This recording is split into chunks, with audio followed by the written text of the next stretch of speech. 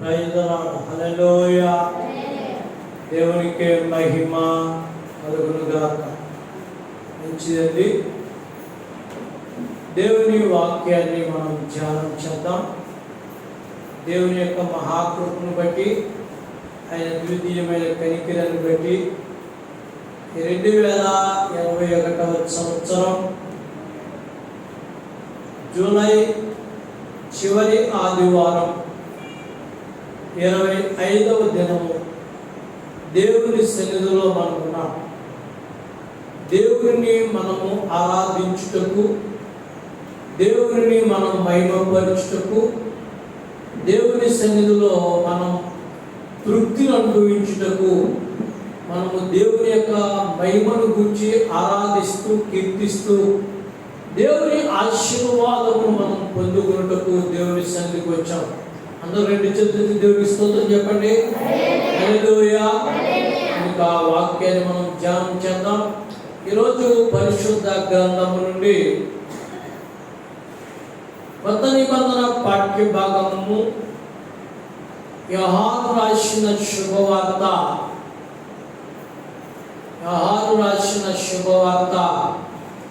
4వ అధ్యాయము 24వ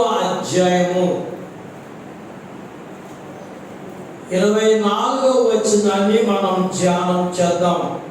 దేవుడు ఆత్మ కనుక ఆయన ఆరాధించు వారు ఆత్మతోనూ సత్యముతోనూ ఆరాధింపవలెను. మరొకసారి చెప్తాం, అందరూ చెప్పండి.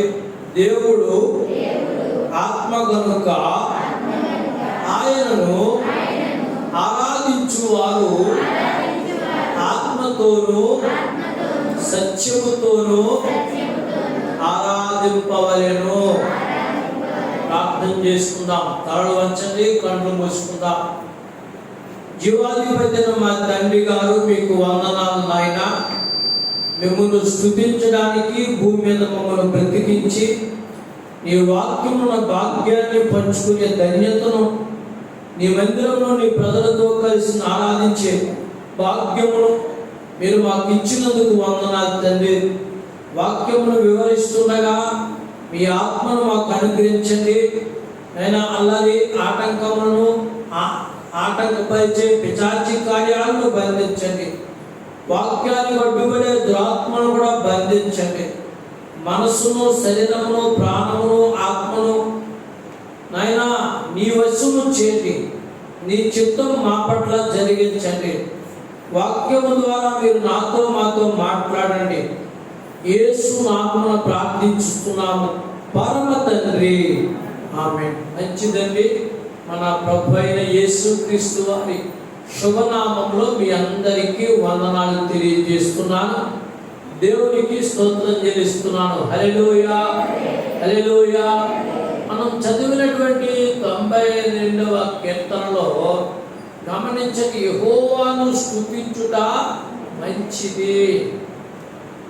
ప్రతి ఉదయమును ఆయనను స్తుతించుట మంచిది అని చెబుతూ 3వ చరణం కూడా మంచిది అన్నాడు. గమనించండి, ఈ మాటలను బట్టి మనము దేవుని స్తుతించుట, ఆరాధించుట జీవితంలో ఎంతో గొప్ప భాగ్యమని నేను నమ్ముతున్నాను. ఎంతో గొప్ప ధన్యత, ఎంతో గొప్ప ఆశీర్వాదం అని నమ్ముతున్నాను. హిజ్కియా రాజు జబ్బు పడిన తర్వాత దేవుని వైపు తిప్పి ప్రార్థన చేసి, గమనించండి, నీ సన్నిధిని నేను ఎట్లా నడుచుకున్నానో నీవు నన్ను జ్ఞాపకం చేసుకుని యథార్థమైన మనసుతో నేను నీ పని, నీ సేవ ఎలా జరిగించానో నన్ను జ్ఞాపకం చేసుకోమని గోడ తట్టు తిరిగి కన్నీరు విడిచి ప్రార్థన చేసినప్పుడు అటండి హిజ్కియా కటండి దేవుడు 15 సంవత్సరాల ఆయుష్ పొడిగించాడటండి. రెండు చేతులతో దేవునికి స్తోత్రం చెప్పండి. హల్లెలూయా. 15 సంవత్సరాలు ఒక రాజుకు ఆయుష్ పొడిగించాడు. గమనించండి, రాజుకు కూడా జబ్బు చేసింది, రాజుకు కూడా మరణకరమైన రోగం వచ్చింది. అప్పుడు గమనించండి, దేవుడు ఆయుష్ పొడిగించినప్పుడు రాజు దేవుని సన్నిధిలో ఒక మాట చెప్తున్నాడు. ఏంటంటే, మన్ను నిన్ను స్తుతించునా? నేను శవంగా మారిపోతే, నేను చనిపోతే నిన్ను స్తుతించగలనా? సజీవులే కదా నిన్ను ఆరాధన చేస్తారు. దేవునికి స్తోత్రం చెప్పండి. హల్లెలూయా. సజీవులే కదా ఆరాధన చేస్తారు. నేను నీ మందిరంలోకి వెళ్ళి తంతి వాద్యములతో, గంభీర తాళములతో, గమనించండి, నేను ఆరాధన చేస్తానని ఒక రాజు చెప్తున్నాడు. కనుక మనం దేవుని సన్నిధిలో ఉన్నటువంటి మనము ఆరాధించడానికి వెనుకడుగు వేయకుండా ఆతృతతో దేవుని సన్నిధికి రావడం మంచిదైనటువంటి విషయాన్ని మనం కీర్తన గ్రంథం ద్వారా తెలుసుకోవచ్చు. ఇంకా దావీదు అంటాడంటే, కొన్నిసార్లు యెహోవా మందిరమునకు నేను వెలుతునని జనులు నాతో చెప్పినప్పుడు నా హృదయంలో ఎంతో ఆనందం కలిగిందంటాడు. కనుక ఆరాధన చేసుకునేటువంటి మనము గమనించండి, దేవుని ఆరాధన చేయడానికి వచ్చిన మనము ఆనందముతో రావాలి, సంతోషముతో ఆరాధనలో పాలిభాగస్తులు కావాలి.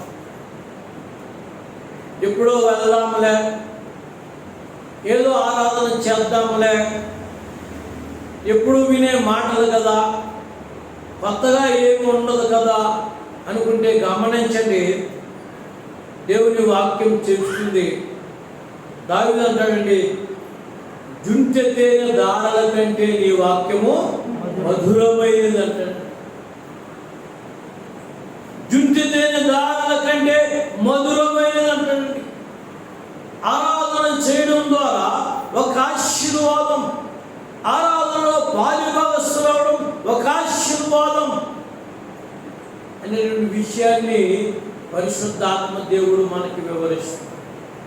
కొన్నిసార్లు ఆరాధన చేసేటప్పుడు కొన్ని విషయాలు మనం మర్చిపోతూ ఉంటాం. కొన్నిసార్లు ఆరాధన చేసేటప్పుడు కొన్ని విషయాలు పెడచెవులు పెడుతూ ఉంటాం. భక్తులైన వారి జీవితాల్లో గమనించండి, ఆరాధన చేస్తూ ఉంటారు, దేవుని అభిషేకం పొందుకుని ఉంటారు, కానీ వాళ్ళ జీవితాల్లో అవసరమైన విషయాలు మర్చిపోతుంటారు. నిజమే, మనం ఆరాధన చేస్తూ ఉంటాం, అభిషేకంతో కూడిన పాటలు మనం పాడుతుంటాం, వాక్యం చదువుతూ ఉంటాం, కృతజ్ఞతతో దేవుని సన్నిధిలో దేవునికి కృతజ్ఞతలు చెల్లిస్తూ ఉంటాం. కానీ కొన్నిసార్లు మనం ఏం చేస్తుంటామంటే తప్పటడుగులు వేస్తూ ఉంటాం. కానీ దేవుని వాక్యం చెలవిస్తుంది. పరిశుద్ధాత్మ దేవుడు చెప్తున్నాడు, యెషయా కుమారులు 7 ఉన్నారు. 8వ వాడు గమనించండి, దావీదు. ఎందుకు తెలిసిందే, అతడు గొర్రెల కాపరే. తండ్రి అరణ్యంలోనికి గొర్రెలను పంపుతూ ఉన్నాడు, అతన్ని కాపుదలగా ఉన్నాడు. అతను మందతో కలిసి, దేవుణ్ణి గమనించండి, మందతో కలిసి ఆ అరణ్యానికి వెళ్తున్నాడు. పనివారు గమనించండి, అతనితో ఉన్నారు. గొర్రెలు మేత మేపుతున్నారు, చక్కగా తింటున్నాయి. గమనించండి, ఎండ వచ్చినప్పుడు ఓ చెట్టు కిందకు నడుపుతున్నాడు. తన దగ్గర ఉన్న సితారా తీసుకుని ఏం చేస్తున్నాడంటే, కడుపు నిండా మేపిన గొర్రెలను స్తుతిస్తూ, జ్ఞాపకం చేసుకుంటూ, దేవుని ఇచ్చిన కాపుదలను బట్టి దేవునికి స్తుతి యాగం చెల్లిస్తున్నాడు. గమనించండి, తన కడుపు నిండా తిన్నటువంటి గొర్రెల కొరకు, దేవుడు తనకిచ్చినటువంటి కాపుదల కొరకు దావీదు అరణ్యంలో స్తుతిస్తున్నాడు. మనము గమనించండి, కొన్నిసార్లు ఆరాధన చేయడానికి గమనించండి మనం వెనకడుగు వేస్తూ ఉంటాం. దావీదు చూడండి, అక్కడ మనం చూస్తే ఆశ్చర్యకరమైన విషయం ఏంటంటే, అరణ్యములో తన ప్రాణమును కాపాడుతున్న దేవునికి, తన గొర్రెలను కాపాడుతున్న దేవునికి స్తుతియాగం చేస్తున్నాడు. దేవునికి ఘనమైన రీతిలో ఆరాధన చేస్తున్నాడు. నిజమే, ఎంత కృతజ్ఞత దావీదుకు ఉందండి, ఎంత మక్కువ దావీదుకు ఉందండి. ప్రతి క్షణం అనుక్షణం కూడా మనం ఏం చేయాలంటే కృతజ్ఞతతో మనము దేవుని స్తుతిస్తున్నారు. పడుకునేటప్పుడు పిల్లల్ని చూసి దేవునికి స్తోత్రాలు చెల్లించాలి. ఇంటిలో నుంచి బయటికి వెళ్ళినప్పుడు యజమాని బట్టి దేవునికి స్తోత్రాలు చెల్లించాలి. ఏదైనా పని ప్రారంభిస్తే దేవునికి స్తోత్రాలు చెల్లించాలి. దేవునికి స్తోత్రం చెప్పండి. హల్లెలూయా, హల్లెలూయా. మరి గమనించండి, మన జీవితాల్లో ఎల్లప్పుడూ దేవునికి స్తోత్రం చేయడం ద్వారా, ఎల్లప్పుడూ దేవునికి మహిమ చెల్లించడం ద్వారా ఒక ఆశీర్వాదాన్ని మనం పొందుకోవచ్చు. చూడండి, దావీదు స్తుతిస్తుండగా ఆ గొర్రెల మంద మీద కట్టండి ఒకసారి సింహం వచ్చిందట. దేవుని ఆత్మతను ప్రేరేపించగానటండి సింహం మీద పడి ప్రాణం ఉండగానే గొర్రెను విడిపించి సింహాన్ని చంపాడటండి. దేవునికి స్తోత్రం చెప్పండి. స్తుతించుటలో అంత శక్తి ఉంటుంది.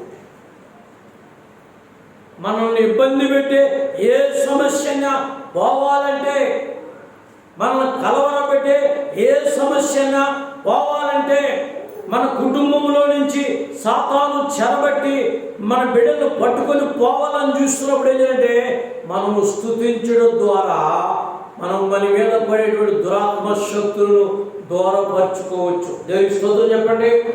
అలాగే గమనించండి, రెండవది చూసినట్లయితే ఎలుగుబంటి వచ్చిందట. ఎలుగుబంటి వచ్చినప్పుడు గమనించండి, ఆయన స్తుతిస్తూ దాని మీద పడి దాన్ని కూడా చంపివేసినట్టుగా మనం చూస్తాం. ఇవన్నీ కూడా గమనించండి, దేవుడు పరలోకం నుండి చూస్తున్నాడు. గొర్రెల ప్రాణం కొరకు స్తుతిస్తున్నాడు, సింహాన్ని చంపినప్పుడు స్తుతిస్తున్నాడు, తనకిచ్చిన కాపుదలకై ఎలుగుబంటిని చంపినప్పుడు స్తుతిస్తున్నాడు అని చెప్పి దావీదు చూస్తున్నాడట. అది మనం జీవితాలు మనం చూసినట్లయితే పోయిన వారంలో చెప్పుకున్నాం, గుర్తుందా మీకు? యథార్థవంతులను ఆయన ఆకాశం నుంచి చూస్తారంటే, ఆయన కనుదృష్టండి ఆయన ప్రజల మీద ఉంటుందని వాక్యం చెప్తుంది. ఎక్కడేమో జరుగుతుంది, ఎవరు ఎలాగ ఆరాధన చేస్తున్నారు, ఆరాధన చేస్తూ ఏ విధంగా దేవునికి కృతజ్ఞతలు చెల్లిస్తున్నారు, ఏ విధంగా దేవుడు వారిని కాపాడేందుకు దేవుని సన్నిధిలో ఆయన మరి దేవునికి విజ్ఞాపన చేస్తున్నారనే విషయాన్ని దేవుడు జ్ఞాపకం చేసుకుంటాడు.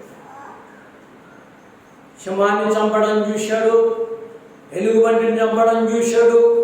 గమనించండి, 6 మూరల జానటువంటి ఎత్తున్నటువంటి గొల్యాతు మీదకి విశ్వాసంతో అతను బయలుదేరి వెళ్తుంటే గొల్యాతు ఒక మాట అన్నాడటండి, అరే కుర్రడా, నేనేమైనా కుక్కను అనుకుంటున్నావా? నేనేమైనా కుక్కను అనుకుంటున్నావా? చిన్న రాళ్ళను తీసుకుని నా మీదకి వస్తున్నావు.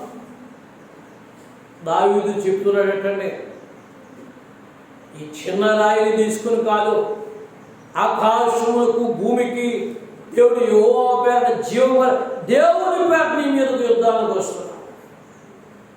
వాడు చిన్నవాడని చూస్తున్నాడు. దావీదు ఎవరిని చూస్తున్నాడు చెప్పండి? దేవుని చూస్తున్నాడు. సమస్య వచ్చినప్పుడు మనం ఏం చేస్తామంటే దేవుని చిన్నదిగా చేస్తాం, సమస్యను పెద్దదిగా చేస్తాం. అంతమందని చెప్పేది, సమస్య వచ్చినప్పుడు సమస్య చిన్నదిగా గమనించండి, పెద్దదిగా చూస్తాం, దేవుని చిన్నదిగా చేస్తాం. కానీ దేవుని వాక్యం చెప్తుంది ఏంటంటే సమస్య దేవుని దృష్టిలో చాలా చాలా చాలా చిన్నదైనటువంటి విషయాన్ని మీకు జ్ఞాపకం చేస్తున్నాం. వాడు చిన్నవాడు తీసుకున్నాడు, బైబిల్లో స్పష్టంగా చెప్తుంది.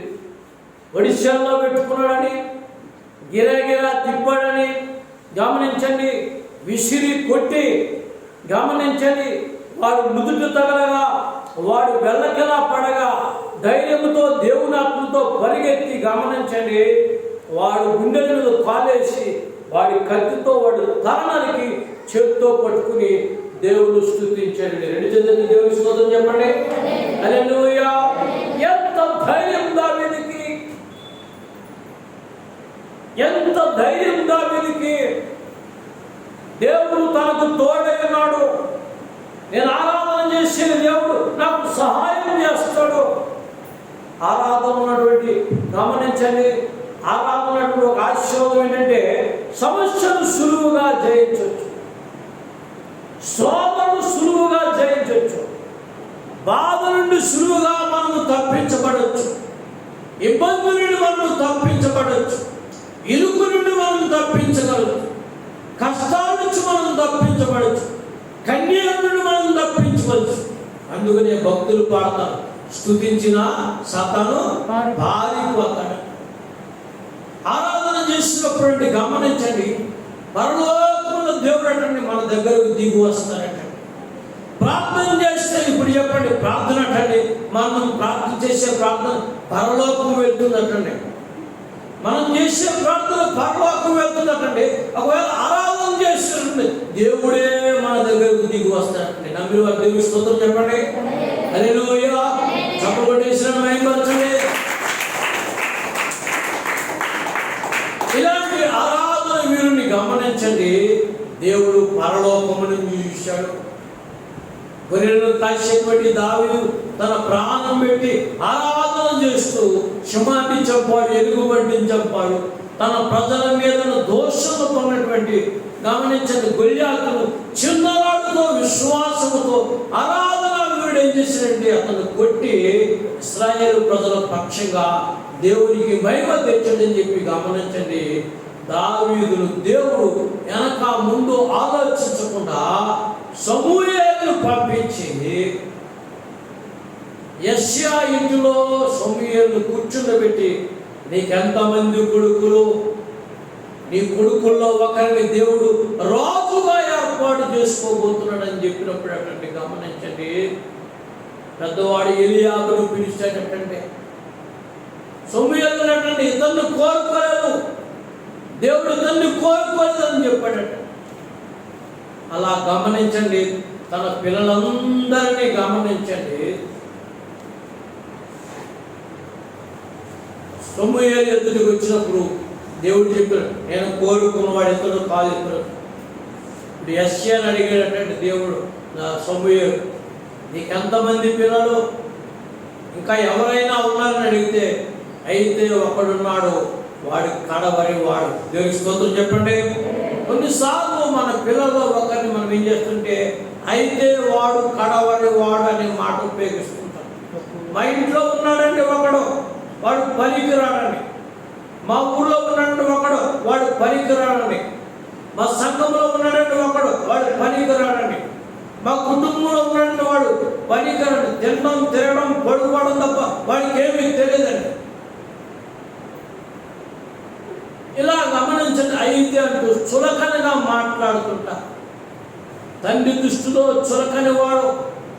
గుర్తుపెట్టుకోండి, ఇంట్లో సంతోషకరమైన దైవజనులతో కూడినటువంటి గమనించండి ఒక ఫంక్షన్ జరుగుతుంది. ఇంట్లో సంతోషకరమైన ఒక ఫంక్షన్ జరుగుతుంది. దైవజనుడు సమూయేలు ఇంటికి వచ్చేటప్పటికి గమనించండి, ఆరాధన వీరుడు అక్కడ లేడు. ఆరాధన లేని వాడిని దేవుడు కోరుకోడండి. ఆరాధనలో ఏకీపించిన వాడిని దేవుడు కోరుకోడండి. ఆరాధన అంటే ఇష్టపడిన వాడిని దేవుడు కోరుకోడండి. వాళ్ళ బలవంతులే, ఎత్తైన వారే, అందమైన వారే, సుందరమైన వారే, అన్ని విద్యలు వాళ్ళకి తెలిసిన వారే, విద్యాభ్యాసం చేసిన వారే, బాగా చదువుకున్న వారే, కానీ వాళ్ళ జీవితాల్లో ఆరాధన లేని కారణంగా వాళ్ళని దేవుడు పక్కన పెట్టాడు. వీళ్ళను నేను కోరుకోవట్లేదని సమూయేలు చెప్పినప్పుడు గమనించింది. అయితే కడవరి వాడు దావీదు ఉన్నాడంటే వాడిని కబురు పంపండి అని చెప్పినప్పటికీ వారు కబురు వెళ్ళింది అరణ్యంలోకి.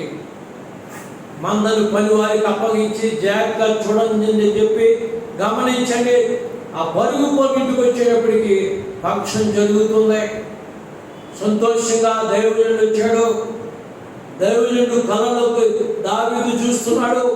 చూడండి, మురికి వస్త్రాలు, తలకు నూనె లేదు. గమనించండి, సరైనటువంటి సంతోషకరమైన సమయంలో అతను లేకుండా, ఇంట్లో సొగసైన బట్టలు లేకుండా, తలకు నూనె లేకుండా, స్నానము లేకుండా ఉన్నాడు.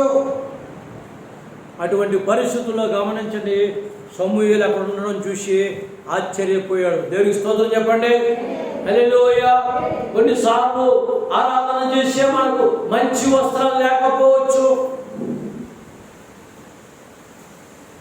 మంచి గృహము లేకపోవచ్చు, మంచి స్థితి లేకపోవచ్చు, మనతో ఉన్న వారికి తగినట్టుగా మన స్థితి లేకపోవచ్చు.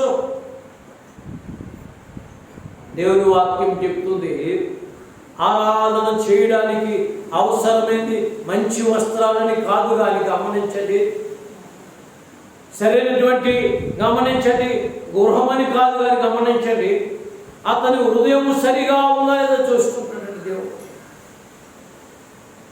అతని హృదయం సరిగా ఉందా లేదని చూస్తుంటాడంట.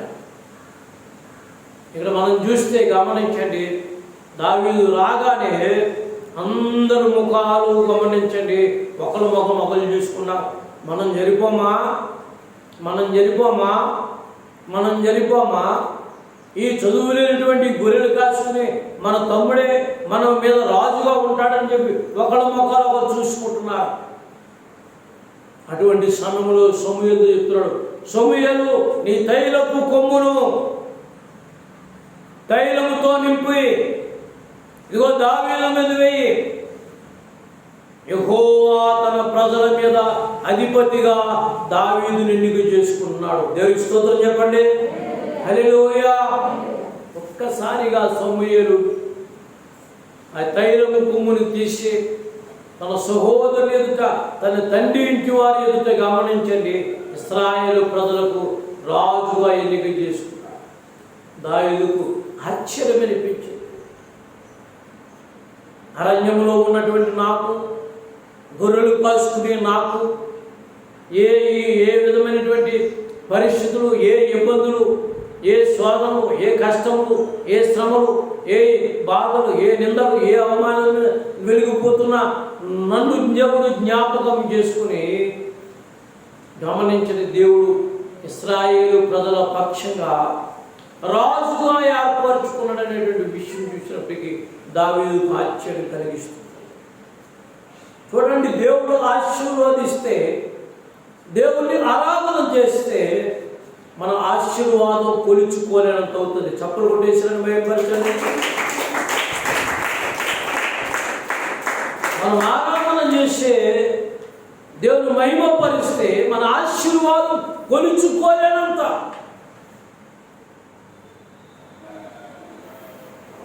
దాన్ని కొలవడానికి వీలు లేనంతండి.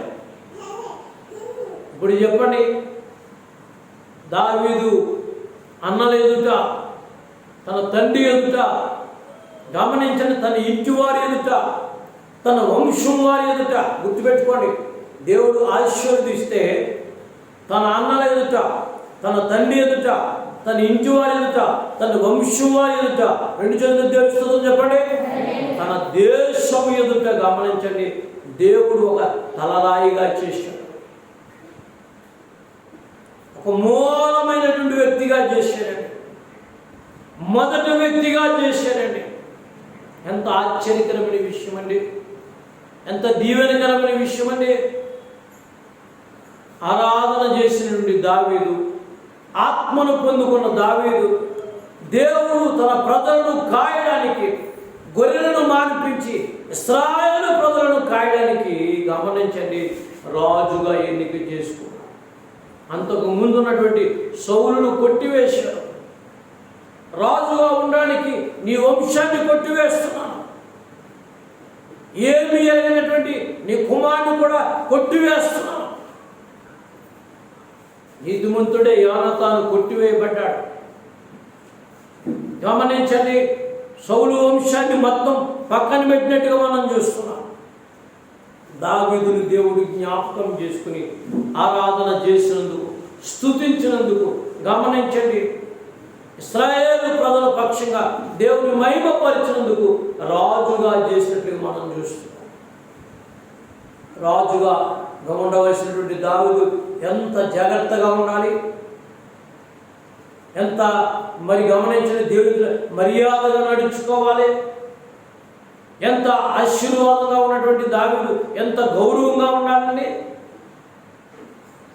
దావీదుకు అనేక మంది భార్యలు ఇచ్చేటట్టండి, అనేక మంది బిడ్డల్ని ఇచ్చేటట్టండి.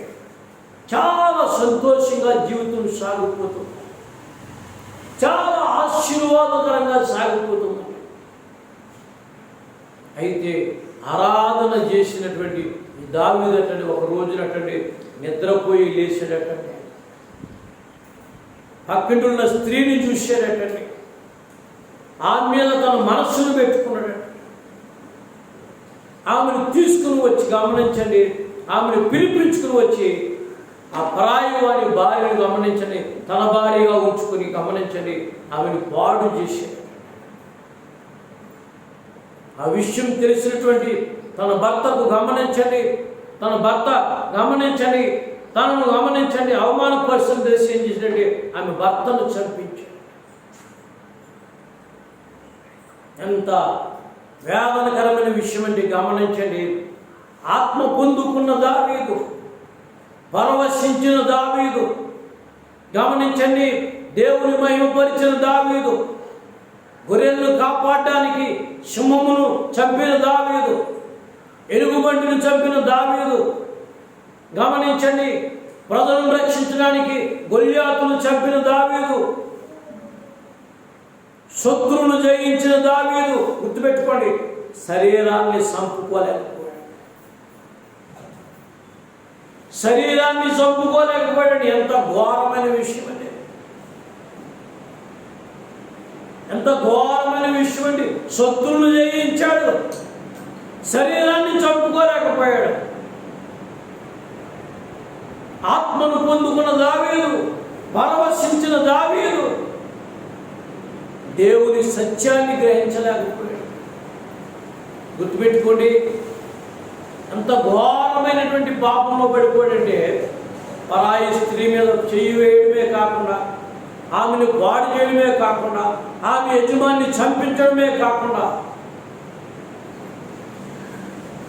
ఆమె భర్త చనిపోయిన తర్వాత ఆమె ఇంటికి తీసుకుని తెచ్చుకున్నాడు. నిజమే, గమనించండి, ఆత్మను పొందుకున్న దావీదు, పరవశించిన దావీదు సత్యాన్ని గ్రహించలేకపోయాడు. చాలాసార్లు, కొన్నిసార్లు ఇలాంటివి జరుగుతుంటాయి. కొందరు పాటలు పాడుతుంటారు, కొందరు ఆరాధన చేస్తుంటారు, కొందరు దేవుని వాక్యాన్ని చదువుతుంటారు, కానీ సత్యాన్ని గ్రహించకుండా ఉంటారు. ఈరోజున ఆరాధనలు జరుగుతున్నాయి, ఆరాధనలు జరుగుతున్నాయండి. ఎంత భయంకరంగా జరుగుతుంటే ఆరాధన అంటే, ఈ పక్క నుంచి ఆ పక్కే, ఆ పక్క నుంచి ఈ పక్కే, ఇబ్బందికరంగా ఆరాధన జరిగిపోతుంది. చాలా దీవెనకరంగా జరుగుతున్నాయి అనుకుంటున్నాను, కానీ ఆ దేవుడు కోరుకునే ఆరాధనలు కావనే విషయాన్ని మీకు జ్ఞాపకం చేస్తున్నాను. ఆయన ఆరాధించేవారు రెండు చేతులు దేవుని స్తోత్రం చెప్పండి. ఆత్మతో చేయాలి, రెండోది చేయాలండి సత్యముతో చేయాలి. ఆరాధన చేయడం మంచిది కాదనడం లేదు. ఆ ఆరాధనకు ఇంకోటి కావాలి, ఏం చెప్పాలి? సత్యముతో కూడిన ఆరాధనగా ఉండాలి. చపలోటేసిన మైపరచండి. నీతితో కూడిన ఆరాధనగా ఉండాలి. దావీదు సితారా వాయించాడు, మంచిదే. ఆరాధన చేశాడు, మంచిదే. వర్ధిల్లిన తర్వాత సత్యాన్ని పక్కన పెట్టాడు, నీతిని పక్కన పెట్టాడు. దేవుని వాక్యం చెలవిస్తుంది, పరిశుద్ధాత్మ దేవుడు చెప్తున్నాడు. ఎఫెసీయులకు రాసిన పత్రిక 6వ అధ్యాయము, ఎఫెసీయులకు రాసిన పత్రిక 6వ అధ్యాయము 10వ వచనాన్ని మనం చూస్తే, తుదకు ప్రభు యొక్క మహాశక్తిని బట్టి ఆయన యందు బలవంతులైనడి మీరు అపవాది తంత్రములను ఎదురించుటకు శక్తివంతులకు దేవుడిచ్చు సర్వాంగ కవచమును ధరించుకుని. దేవుడి స్తోత్రం చెప్పండి. ఆరాధన చేసే మనల్ని అనేక రీతులుగా కుతంత్రాలు పన్ని అపవాది పడగొట్టడానికి ప్రయత్నం చేస్తున్నది. దేవుడితో ఏకమై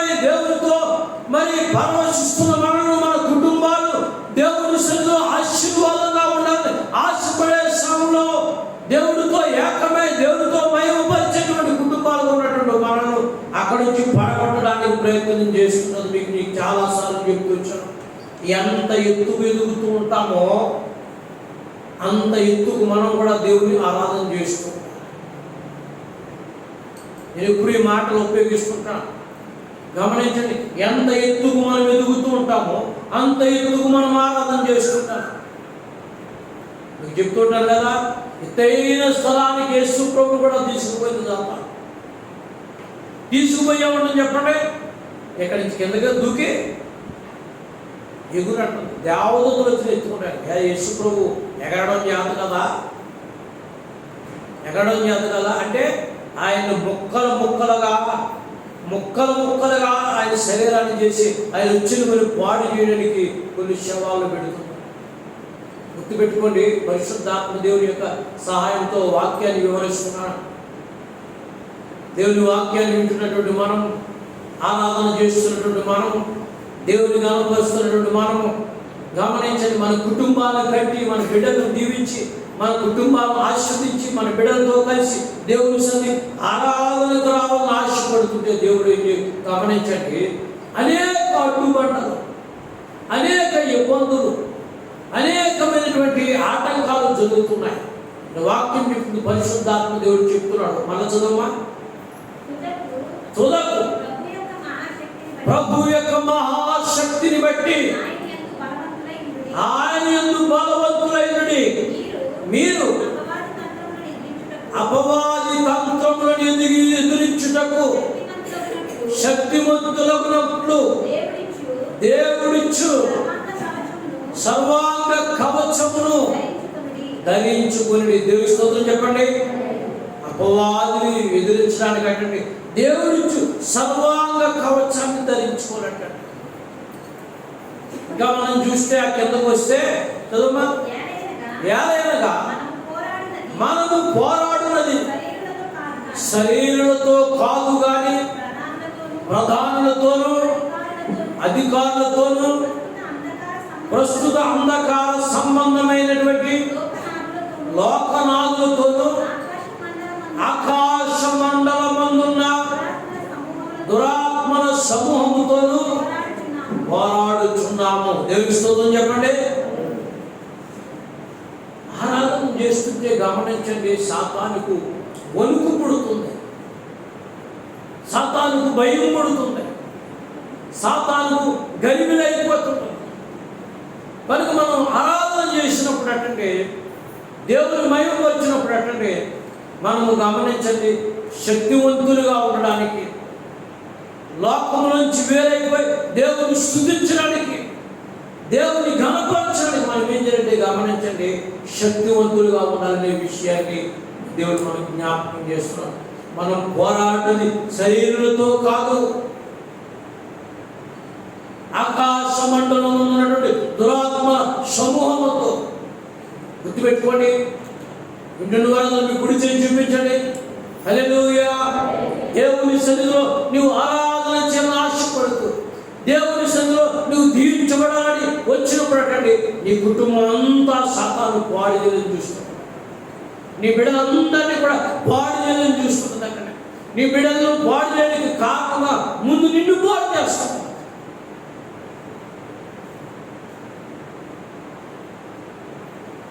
చూడండి, సింహాన్ని చంపాడు, ఎలుగుబంటిని చంపాడు, గొల్లియాతుని చంపాడు. దేన్ని చంపుకోలేకపోతే చెప్పండి, శరీరాన్ని చంపుకోలేము. ఈ శరీరాన్ని చంపుకోలేని కారణంగా ఒక రాజు, దేవుడు తన ప్రజలను ప్రేమించి దేవుని ప్రజలకు రాజుగా చేసినటువంటి రాజు శరీరాన్ని చంపుకోలేని కారణంగా గమనించండి, పాపిగా మారిపోయాడు. ఆరాధన చేసేటువంటి ఒక శుద్ధుడు పాపిగా మారిపోయాడు. రెండవదిగా హంతకుడిగా మారిపోయాడు. ఎంత ఘోరమైన విషయం అది. పాపములో పడిపోవడం, హంతకుడిగా మారిపోవడం, దేవుని దృష్టిలో ఎందుకు పనికిరాని వాడిగా మారిపోయాడు. కారణం ఏంటంటే సత్యమును గ్రహించడం. అందుకని ఆరాధన చేసేటప్పుడు గమనించండి, ఆత్మతో ఆరాధన చేయాలి, సత్యమును మనం గమనిస్తూ ఉండాలి. నీతిని మనం వెంటాడుతూ ఉండాలండి. దేవుని స్తోత్రం చెప్పండి. హల్లెలూయా, హల్లెలూయా. ఆత్మను పొందుకున్నవాడే, పరవశించి పాటలు పాడినవాడే, పాటగా దేవుని మహిమను చూచిన వాడే, సింహాన్ని చంపిన వాడే, ఎలుగుబండిని చంపిన వాడే, గొల్లియాతును చంపిన వాడే. కానీ దేన్ని చంపుకోలేపడండి? శరీరాన్ని చంపుకోలేని కారణంగా నటండి.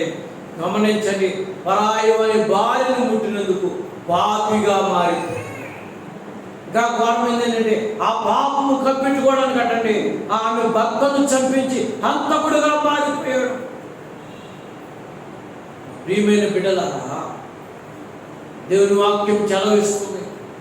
ఈ కుటుంబాన్ని సాతాను గమనించండి నాశనం చేయడానికి చూస్తున్నాం. నీ బిడ్డలు వాడిని చూస్తున్నప్పుడు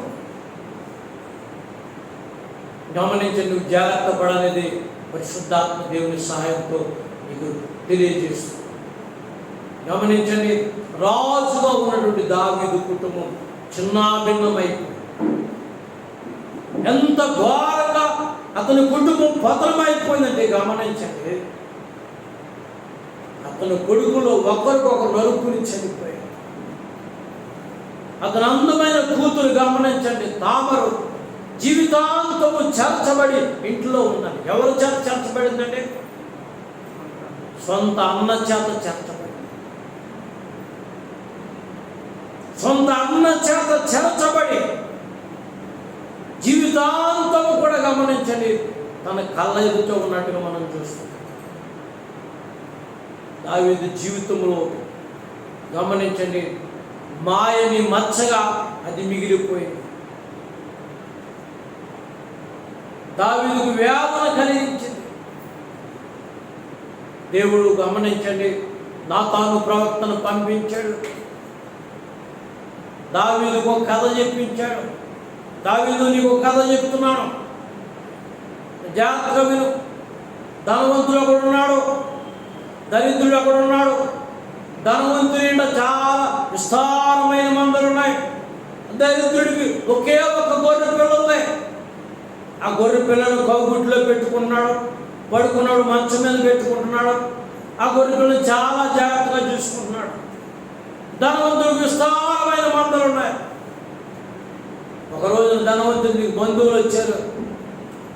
బంధువులు వస్తే విందు చేయడానికి తన మందలోంచి గొర్రె పిల్లను తీసుకుని రాయి విందు చేయకుండా ఈ దరిద్రుడి ఇంట ఉన్నటువంటి గొర్రె పిల్లను తీసుకుని వచ్చి గమనించండి దాన్ని వధించి తన బంధువులకు విందు చేశాడు. వాడికి ఏం చేయాలి? వాడికి ఏం చేయాలి చెప్పు దావీదు? వాడికి దావీదు అన్నాడు వాడికి మరణ శిక్ష వేయాలి. ఎవడు వాడు? రాజా, ఆ మరణ శిక్షకు అర్హుడవు నీవే, ఆ పని చేసింది నీవే.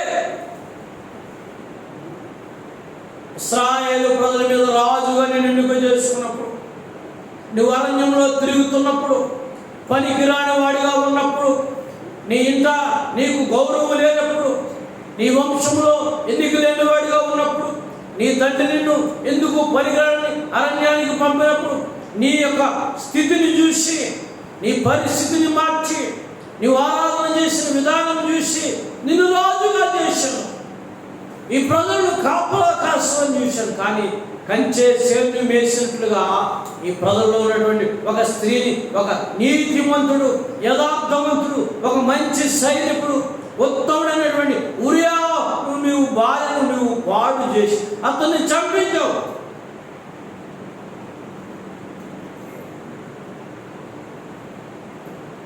దావీదు అంటున్నాడండి 51వ కీర్తన మనం చూస్తే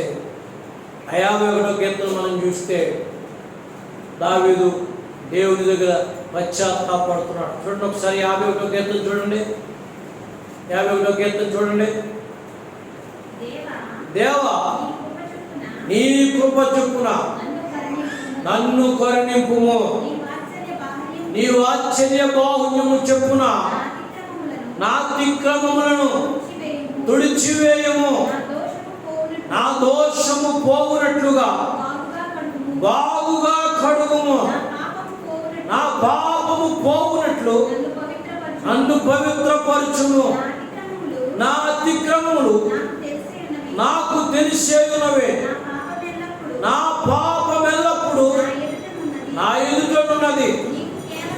నీకు కేవలము నీకే విరోధముగా నేను పాపము చేస్తున్నాను. చూడండి, దావీదు నాతాను ప్రవక్త చెప్పిన వెంటనే తన పాపాన్ని తన దోషాన్ని ఒప్పుకుంటున్నాడు. గమనించండి, రాజు తిరుగుబాటు చేయడం లేదండి. తన పాపాన్ని ఒప్పుకున్నాడు, దాని దోషాన్ని ఒప్పుకున్నాడు. ఇంకా చెప్పాడు, నేను నీ ఎదుట నీకే కేవలం విరోధంగా పాపము చేశాను. కానీ హేమము కంటే నన్ను శుద్ధినిగా చేయమన్నాడు. శుద్ధ హృదయం నాకు కలుగ చేయమన్నాడు. దేవుని బిడ్డలమైనటువంటి మనము గమనించండి, ఆత్మతో ఆరాధన చేయడము, రెండవది సత్యముగా బ్రతకడం కూడా మనం నేర్చుకోవాలి. యథార్థంగా బ్రతకడం మనం నేర్చుకోండి. నీతిగా నడుచుకోవడం మనం నేర్చుకోండి. దేవుని చిత్తానుసారంగా మన జీవితాలను దేవుని అప్పగించుకోవడం నేర్చుకోండి. దేవుని వాక్యం ఈ మధ్యాహ్న కాల సమయంలో దావీదు మనం జ్ఞాపకం చేసుకుంటే గమనించండి, తన జీవితంలో జరిగినటువంటి పొరపాటును బట్టి గమనించని పశ్చాత్తాపడుతున్నాడు. నిజమే, తప్పు చేయడం సహజం, కానీ దాన్ని సరిదిద్దుకోవడం చాలా ఉత్తమనే విషయాన్ని ఈరోజు మీకు తెలియజేస్తున్నాను. దావీదు తన తప్పును ఒప్పుకోలేదండి. దేవుని దగ్గర ఒప్పుకొని విడిచిపెడుతున్నాడు. రెండు చదివి దేవుని స్తోత్రం చెప్పండి. హల్లెలూయా.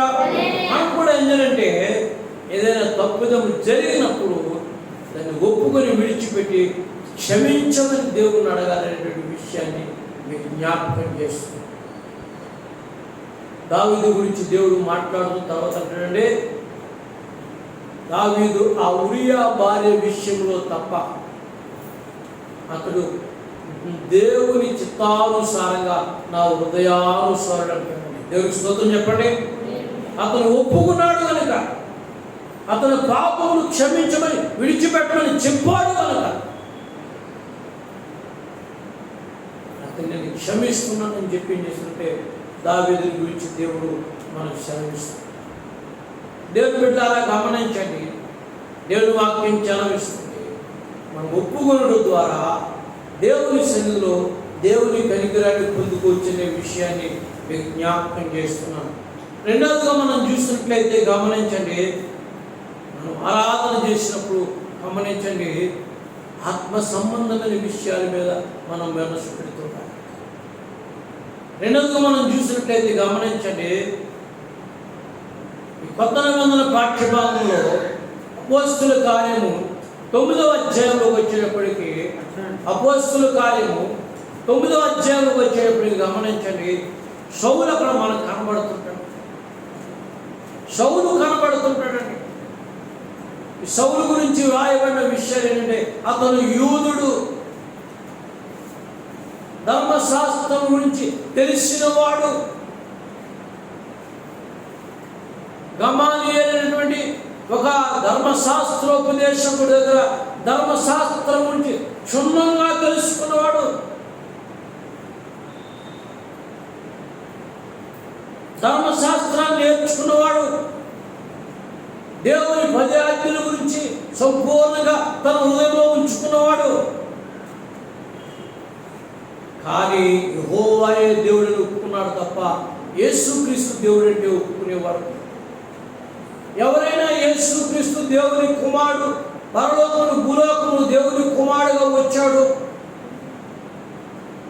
ఆయన గుడ్డివారికి చూపించాడు, మోగువారికి నోరిచ్చాడు, చెవిటి వారికి వినే శక్తి ఇచ్చాడు, కుష్ఠరోగులను బాగు చేశాడు, పాపులను మాట మాత్రం చేత పరిశుద్ధపరిచాడు, రోగులను స్వస్థపరిచాడు, యాయుడు కుమార్తెను లేపాడు, పట్టు మీద వెదవరాలు నాయుడు వెదవరాలు కుమారుడు లేపాడు, లాజరు సమాధి నుంచి లేపాడు అని చెప్పుకుంటే గమనించండి, ఒప్పుకునేవాడు. ఒప్పుకునేవాడు కాదు. యేసుక్రీస్తుని గురించి చెప్తే, యేసుక్రీస్తు శిష్యుల గురించి చెప్తే వాళ్ళను దేశ దిమ్మల వాళ్ళుగా చూసుకునేవాడు.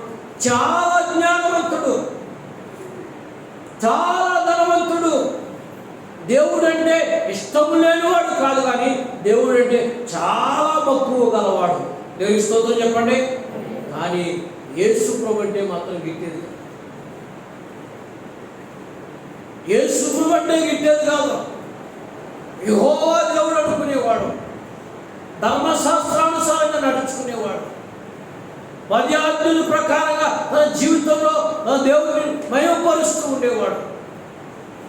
ఎవరైనా యేసుక్రీస్తు దేవుని కుమారుడని చెప్తే గమనించండి, వాళ్ళు రాళ్ళ దిశను కొట్టి, గమనించండి, బట్టలోడు దిశ కొట్టి, తరిమి కొట్టి, రాళ్ళతో కొట్టి చంపుతూ ఉండేవాడు. అంత క్రూరమైన వాడు, జ్ఞానం గలవాడే, దేవుడు అంటే ఇష్టం గలవాడే. అయితే యేసుక్రీస్తు దేవుని కుమారుడని చెప్పి ఒప్పుకునేవాడు కాదు. అలాంటి సౌలు గమనించండి, దమస్కు పట్టణానికి వెళ్తున్నాడు. దేవుని పిల్లలు కొంతమంది అక్కడ ప్రార్థన చేస్తున్నారు వారిని పట్టుకోవడానికి.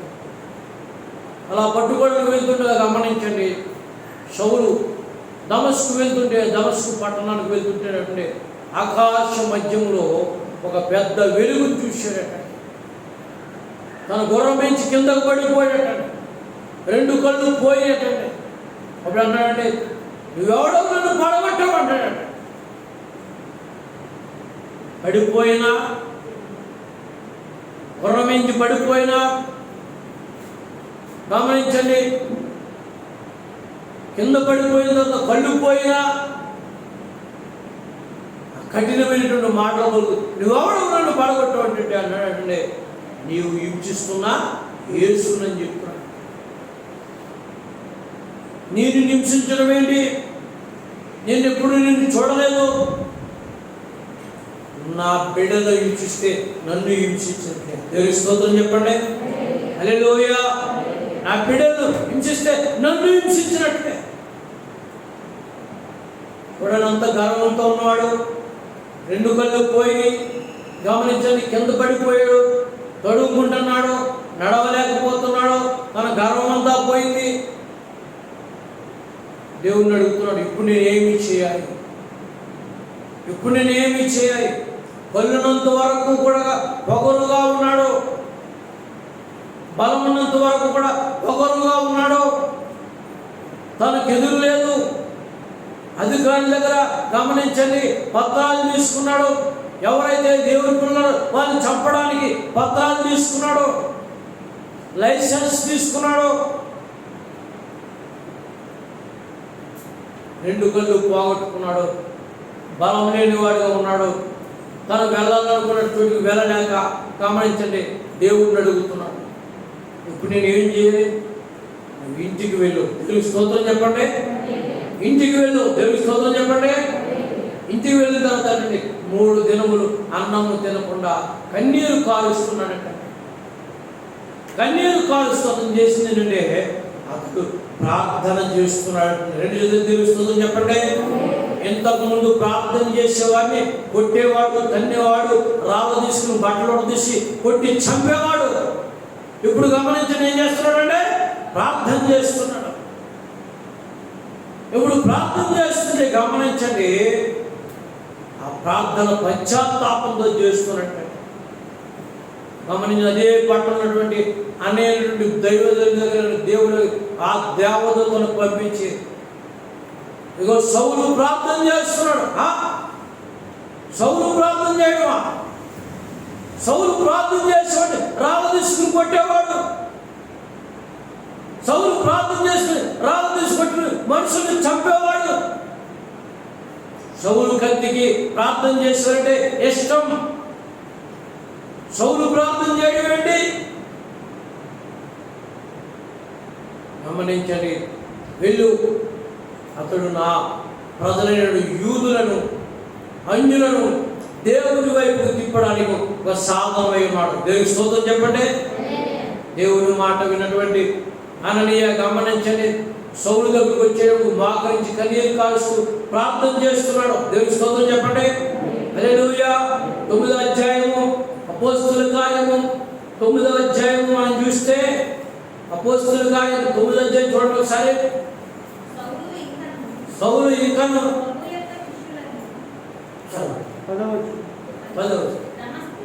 దమస్కులో అననీయ మనుష్యుడు ఉండెను.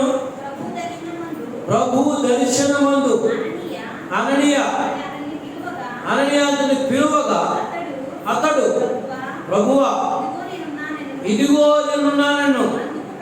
అందుకు ప్రభు, నీవు లేచి తిన్నని దండబెట్ట వీధికి వెళ్ళి యోర్దాను వాని యందు తరచువాడైన పౌలు కొరకు విచారించుము. ఇదిగో అతడు ప్రార్థన చేయుచున్నాడు.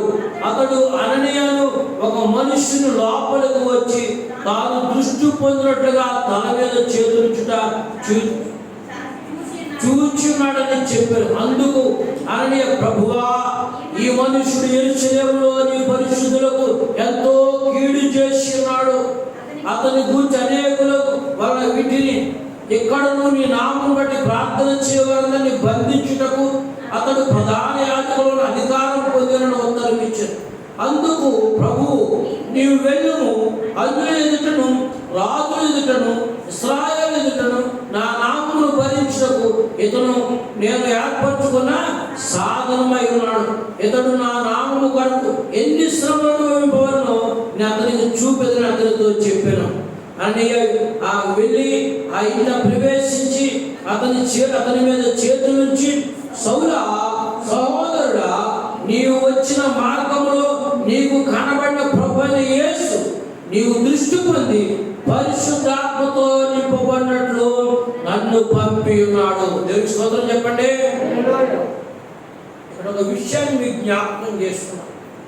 సౌలు దగ్గర జ్ఞానం ఉంది కానీ, గుర్తుపెట్టుకోండి, సౌలు దగ్గర జ్ఞానం ఉంది కానీ ఆ జ్ఞానం అతని గర్వములోకి నడిపించింది కానీ ఆత్మలో ఆనందించి దేవుని వైపు చూసే ప్రార్థన చేసే విధంగా నడిపించలేదు. నా మాటలు అర్థమైన వాళ్ళతో దేవుని స్తోత్రం చెప్పండి. చాలా మంది దగ్గర పరిశుద్ధ గ్రంథానికి సంబంధించిన జ్ఞానం ఉంటుందండి.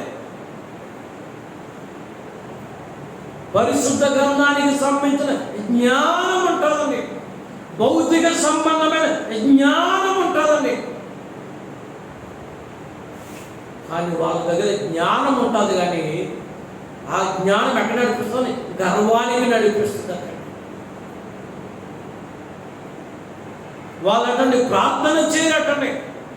నీకు అది తెలుసా, ఇది తెలుసా? బైబిల్ చెప్తుంది, అతిశయించు వాడటండి తన గర్వాన్ని బట్టి కాదు. దేవుని స్తోత్రం చెప్పండి. తన జ్ఞానాన్ని బట్టి కాదు. దేవుని స్తోత్రం చెప్పండి. భూమి మీద కృప చూపుతున్న దేవుని బట్టి అతిశయించాలి. ఎందుకు ఈ విషయాన్ని మీకు చెప్తానంటే గుర్తుపెట్టుకోండి. చాలా మంది దగ్గర భౌతిక సంబంధమైన జ్ఞానం,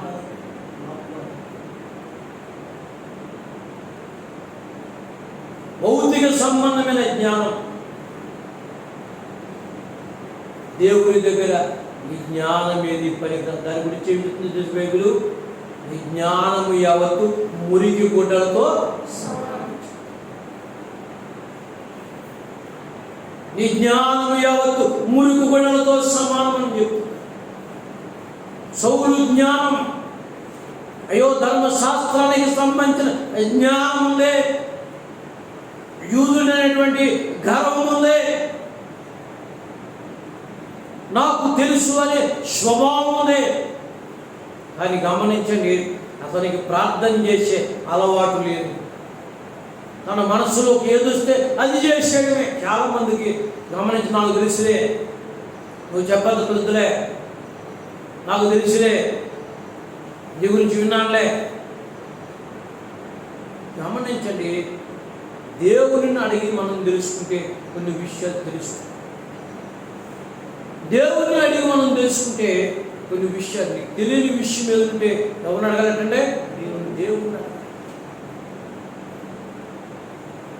నాకు ఒక అలవాటు ఉంది. ఏంటంటే ఏదైనా పోగొట్టుకున్నా, ఏదైనా గుర్తు రాకపోయినా వెంటనే గమనించండి, ప్రార్థన చేస్తాను. ఈవెన్ దానం చేయ కనపడకపోయినా, నా మనసులో ఏదైనా ఆలోచనలో ఉన్నటువంటి పని అది గమనించండి, దానికి సంబంధించిన ఏమి దొరకకపోయినా, దానికి సంబంధించిన ఛానల్ దేవుని దగ్గర నుంచి నాకు రాకపోయినా చేస్తుంటే ప్రార్థన చేస్తాను. ఉదాహరణగా నేను ఏం చేయాలంటే ఒక పుస్తకం కనపడడం లేదు, డైసీని పిలిచాను, డైసీ పలానా పుస్తకం నాకు కనపడడం లేదు, నువ్వేం చేస్తావు నాకు తెలియదు, నువ్వు పుస్తకం నువ్వు నాకు కనబడి నాకు పట్టుకొచ్చి వాళ్ళు వెళ్ళింది, వెతికి మళ్ళీ వచ్చింది, తాతయ్య గారు ఒక పుస్తకం కనబడలేదు. నువ్వు ప్రార్థన చేసి నువ్వు వెళ్ళవా అని, ప్రార్థన చేసి నువ్వు మళ్ళీ వచ్చి సరే నువ్వు సరిగా వెతుకు, ప్రార్థన చేసావు కదా సరిగా వెతుకు. ప్రార్థన చేసినప్పుడు ఏం చేసిందంటే దేవుని స్తోత్రం చెప్పండి, అది ఎక్కడ ఉందో ఆ పిల్లలను అక్కడ నడిపించండి. గుర్తుపెట్టుకోండి, అది ఎక్కడ ఉందో ఆ పిల్లలను అక్కడ నడిపించాడండి. నడిపించిందంటే నా కళ్ళ ఎదుటే గమనించని టేబుల్ తెలిసింది, టేబుల్ వల్ల పుస్తకాలు తెలిసింది, ఆ పుస్తకాల కింద ఉన్న పుస్తకం బట్టి తాతయ్య గారు దొరికింది. దేవునికి స్తోత్రం చెప్పండి. ఇది ఎలా దొరికింది? ఇక ప్రార్థన వల్ల దొరికింది. ఎందుకు విషయాలు మీకు చెప్తున్నాండి, గమనించండి. ఈ లాక్డౌన్లో హర్షణకు చదువు నేర్పుతున్నాం, సందర్భం చెప్తున్నాం. బడిలేదు కదా, వాళ్ళ మామయ్య గారు వస్తే ఆడుకుంటాడో, వాళ్ళ అత్తయ్య గారు వస్తే ఆడుకుంటాడో, వాళ్ళ పెదనాన్న గారు వస్తే ఆడుకుంటాడో. గమనించండి, సండే స్కూల్ లేకపోతే ఆడుకుందామని చెప్తున్నాం. మొదటి సంవత్సరం జాయిన్ చేసినప్పుడు లాక్డౌన్, రెండవ సంవత్సరం వెళ్ళినప్పుడు లాక్డౌన్. మరి చదువుతున్నాం కదా, గమనించండి, నేర్పుతున్నాం కదా అంటాడు. తాతయ్య గారు 10 నిమిషాలు 10 నిమిషాలు 10 టైమ్స్ 10 టైమ్స్ నాకు మొదలు పెట్టారు. మరి ప్రార్థన చేసుకున్నారా, సులువు వస్తాండి అరుకర్లు ఇలా నేర్పుతూ గమనించండి. ప్రతిరోజు నేర్పే ముందు ప్రార్థన చేస్తుంటాను, నేర్చుకున్న తర్వాత ప్రార్థన చేస్తాను, రాసే ముందు ప్రార్థన చేస్తాను, కొత్త రాసినప్పుడు ప్రార్థన చేస్తాను. ఈ లోపల వాడికి అర్థమైంది చెప్పండి, 2 దేవుని స్తోత్రం చెప్పండి.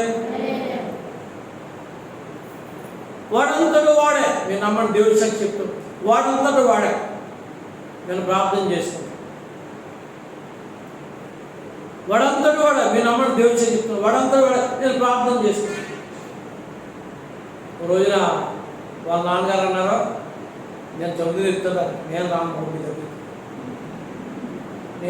మీ దగ్గరికి మీరు కొట్టేస్తున్నారు, కలిపేసేస్తున్నారు, కొట్టేస్తున్నారు. తాతయ్య గారు అలా కాదు, రాకపోతే ప్రార్థన చేస్తున్నారు, నన్ను ప్రార్థన చేసుకోమన్నారు, నేను ప్రార్థన చేసుకుని నాకు వచ్చేస్తుంది. 2 తెలుస్తుంది చెప్పండి. హల్లెలూయా. మీరు నమ్మండి, ఈ రోజున వాడు వాళ్ళ నుంచి గమనించండి 50 వాళ్ళ వరకు వచ్చేసాడు. అక్కడ ప్రార్థన చేసుకోవడం మానేసాడు, మళ్ళా బలిపీఠం మింగుతున్నాడు, పలక పట్టుకుంటున్నాడు, ఆ కలిగి బలకం పట్టుకున్నాడు, బలిపీఠం పట్టుకుని వచ్చి ప్రార్థన చేసుకుని గమనించిన యేసు ప్రభువా నాకు సహాయం చేయి, నేను చదువుకోవాలి, నేను బైబిల్ చదువుకోవాలి, ప్రార్థన చేస్తున్నాను, నాకు సహాయం చేయండి. నాకు ఆశ్చర్యం అనిపిస్తుంది. మీరు నమ్మండి, దేవుడి సరికి చెప్తున్నాను. నేను అడగకుండానే ప్రార్థన చేసుకున్నాను, నేను చెప్పకుండానే ప్రార్థన చేసుకున్నాను. గమనించండి, జ్ఞానవంతులకు కూడా దొరకంది ప్రార్థన. దేవుడి స్తోత్రం చెప్పండి. ప్రార్థన అంటే ఎవరితో మాట్లాడమండి? దేవుడితో మాట్లాడు. గమనించండి, ఈ సౌలు గమనించండి, చాలా విషయాలు నేర్చుకున్నాడండి.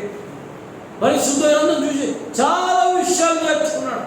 నేర్చుకోవడం మంచిదే, జ్ఞానం సంపాదించుకోవడం మంచిదే. దేవుడి స్తోత్రం చెప్పండి. దానితో పాటు ఏం చేయాలి చెప్పండి? ప్రార్థన చేయాలి. బడికి వెళ్ళడం మంచిదే, భక్తి చేయడం మంచిదే. కుటుంబంలో ఏం కావాలి చెప్పండి? ఇప్పుడు ప్రార్థన చేయాలి. ప్రార్థన బైబిల్ చెప్తుందండి, సౌలు ప్రార్థన చేస్తున్నాడండి. తల చూద్దామా చూడండి. అప్పుడు ఒకసారి 14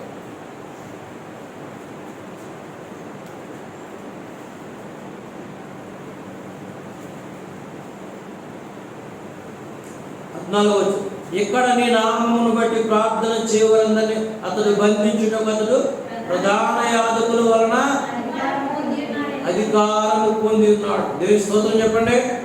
హల్లెలూయా, హల్లెలూయా.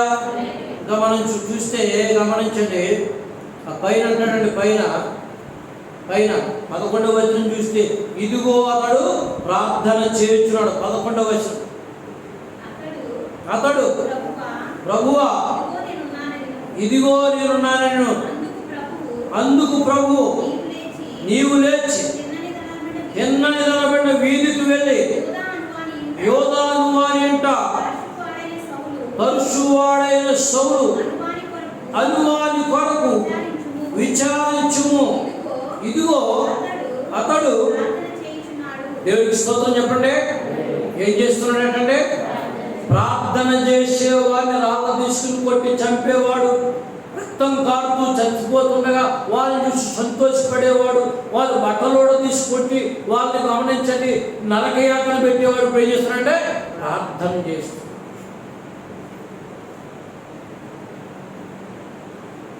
దేవుని బిడ్డలమైన మనము గమనించండి, మనం కొన్నిసార్లు జ్ఞానముతో నింపబడినటువంటి మనము ప్రార్థన మర్చిపోతుంటాం. ఈ ప్రార్థన మనం మర్చిపోవడం వల్ల గమనించండి అనేక ఇబ్బందులు ఎదురుతుంటాయి. వాక్యం చదివిస్తుంది, పరిశుద్ధాత్మ దేవుడు చెప్తున్నాడండి. 17వ వచనం చూస్తే అననీయ వెళ్ళి ఆ ఇంట ప్రవేశించి అతని మీద చేతులుంచి సౌలా సహోదరుడా, నీ వచ్చిన మార్గములో నీకు కనబడిన ప్రభు అయిన యేసు నీవు దృష్టి పొంది పరిశుద్ధాత్మతో నింపబడినట్టు నన్ను, దేవునికి స్తోత్రం చెప్పండి. అంతవరకు గమనించండి, సౌలు జీవితంలో ప్రార్థన లేదు, పరిశుద్ధాత్మ చెప్పాలి మీరు, పరిశుద్ధాత్మ నింపుదల లేదు. జ్ఞానం ఉంది, గర్వం ఉంది, ప్రార్థన లేదు, పరిశుద్ధాత్మ అనుభవం లేదు. అందుకని దేవాది దేవుడు యేసుక్రీస్తు ప్రభువు వారు చెప్తున్నాడు, ఆరాధించు ఆత్మతోనూ సత్యముతోనూ ఆరాధన చేసి పరిశుద్ధాత్మ పొందుకున్నటువంటి పౌలు, దేవునికి స్తోత్రం చెప్పండి, హల్లెలూయా. సౌలు పౌలుగా మార్చబడినట్టు మనం చూస్తాం. అతని గర్వం పోయింది, అతని జ్ఞానం మనకి రాలేదు. ఎప్పుడైతే ఆకాశంలో యేసుక్రీస్తు ప్రభుల వారిని చూశాడో, దర్శనం చూశాడో, ఆ దర్శనంలో యేసుక్రీస్తు స్వరాన్ని విన్నాడో, తన జీవితం అంతా మారిపోయింది, తన బ్రతుకంతా మారిపోయింది, తన పరిస్థితి అంతా మారిపోయింది. అంతకుముందు ప్రార్థన చేయవాడు ప్రార్థన చేస్తున్నాడు. రాయబడి విశ్వపిత చూద్దామంటే అప్పుడే అతని 18 అప్పుడే అతని కొన్న నుండి పొరలబట్టి రారగా దృష్టి కలిగి లేచి బాప్తిస్మము పొందాను. తరువాత తన ఆహారము దేవునికి స్తోత్రం చెప్పండి. అతని కన్నుల మీద పొరలు రాలిపోయేటండి, చూపు పొందుకున్నాడటండి. ఎప్పుడైతే మనము దేవుని ఆరాధన చేసుకుంటామో, దేవుని ప్రార్థన చేసుకుంటామో, దేవుని మహిమపరుస్తుంటాము, పరిశుద్ధాత్మను మనం పొందుకుంటాము, దేవుని స్తోత్రం చెప్పండి. అప్పుడు మనలోని ఆ పాపపు పొరలు, గర్వం అనే పొరలు రాలిపోతుంటాయనే విషయాన్ని పరిశుద్ధాత్మ లేఖనం ద్వారా మనం తెలుసుకోవచ్చు. ప్రియమైన వాడా, దావీదు ఆత్మపూర్ణుడై, దావీదు అభిషేకం పొందిన వాడై, గమనించండి, పాడు అయినటువంటి స్థితిలోకి వెళ్ళిపోయాడు, శాపకరమైన స్థితిలోనికి వెళ్ళిపోయాడు. మరలా క్షమించమని దేవుడిని అడిగింది ఏంటంటే తన స్థితిని మరలా పొందుకున్నట్టు మనం చూస్తాం. ఇక్కడ మనం చూస్తే గమనించి యూదుని సౌలు గర్వంతోనూ జ్ఞానంతో నిండుకొని ఆత్మ లేక, ప్రార్థన లేక దేవుని హింసించువాడిగా జీవించాడు. ఏమి లేక చెప్పండి? ఆత్మ లేక, ప్రార్థన లేక, పరిశుద్ధాత్మ అతనిలో లేదండి. ప్రార్థన చేయడం అతను తెలియదండి, జ్ఞానమే తెలుసు అని దేవుని వాక్యం చెప్పింది. ఎప్పుడైతే ఆకాశంలో యేసు ప్రభువారి దర్శనాన్ని చూశాడో, యేసు ప్రభువారి స్వరాన్ని విన్నాడో, వెనక్కి వెళ్ళి ఉపవాసం ఉండి ప్రార్థన చేసి తన తప్పిదాన్ని ఒప్పుకున్నాడు. గమనించండి, పరిశుద్ధాత్మను పొందుకున్నాడు, ప్రార్థన చేస్తున్నాడు. హల్లెలూయా! సౌలు పౌలుగా మార్చబడే విషయాన్ని మీకు జ్ఞాపకం చేస్తున్నాను. మూడవది మనం చూస్తే, గమనించండి, మూడవది మనం చూస్తే యోహాను రాసిన సువార్త 4వ అధ్యాయం మనం చూస్తే యేసుక్రీస్తు ప్రభుల వారు సమరయ ప్రాంతానికి వెళ్ళవలసి వచ్చింది. ఒకసారి సమరయ ప్రాంతానికి వెళ్తుంటే గమనించండి, సమరయులు అంటండి యేసు ప్రభుని మా ప్రాంతానికి రావద్దని చెప్పారు. జాగ్రత్త ఉన్నాడు. నేను ముగించబోతున్నాను. యేసు ప్రభు వారిని గమనించండి, యేసు ప్రభు వారు సమరయ ప్రాంతానికి వెళ్తున్నట్టండి. లూకా రాసిన సువార్త చూడండి ఒకసారి. లూకా రాసిన సువార్త 13వ అధ్యాయం.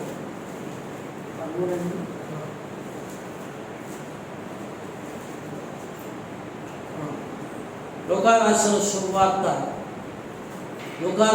శుభవార్త 9వ అధ్యాయం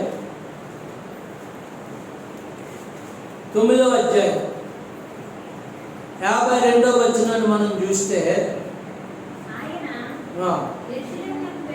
యెరూషలేమునకు వెళ్ళుటకు మనసు స్థిరపరుచుకొని తనకంటే ముందుగా దూతలను పంపెను. వారు వెళ్ళి ఆయనకు బస సిద్ధము చేయవలెనని సమరయుల గ్రామంలో ప్రవేశించింది. కానీ ఆయన యెరూషలేమునకు వెళ్ళ నమ్మికుడైనందున వారు ఆయనను చేర్చుకొనలేదు.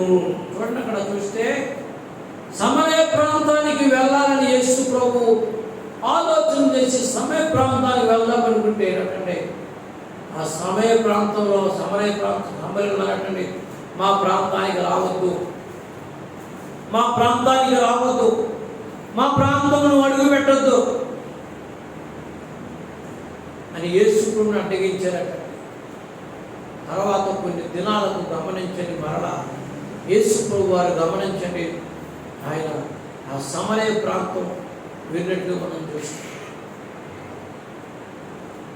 ఆ సమరయ ప్రాంతం వెళ్ళినట్టు మనం చూస్తాం. వెళితే గమనించండి, అక్కడ విషయాలు మనం చూస్తే చాలా లోతుగా మనం ధ్యానం చేస్తే చూడండి. ఆ సమరయ ప్రాంతం 4వ అధ్యాయము 4వ రాసిన సువార్త 4వ అధ్యాయము 4వ వచనం చూస్తే, ఆయన సమరయ మార్గమున వెళ్ళవలసి వచ్చెను కనుక యాకోబు తన కుమారుని యోసేపుకు ఇచ్చిన భూమి దగ్గరున్న సమరయులను సుఖాలను ఊరికి వచ్చెను.